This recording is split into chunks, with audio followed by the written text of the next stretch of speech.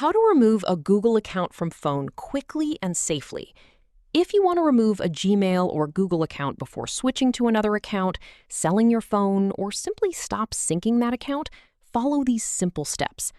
First, open the Settings app on your phone. Now, scroll down and tap Users and Accounts or Passwords and Accounts, depending on the software version.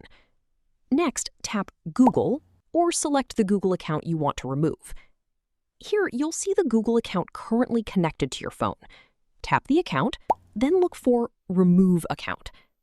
Tap Remove Account again to confirm. If your phone asks you to verify your identity, enter your screen lock PIN, password, or pattern. And that's it. The Google account has now been removed from your phone, along with its synced information from this device. Just remember, removing the account from your phone does not permanently delete your Google account. You can still sign into that same Google account on another device whenever you want. If you're preparing the phone for someone else, it's also a good idea to back up anything important before removing your account. And that's how you can remove a Google account from your phone in just a few simple steps.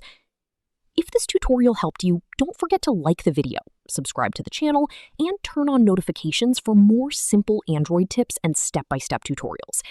Thanks for watching, and I'll see you in the next one.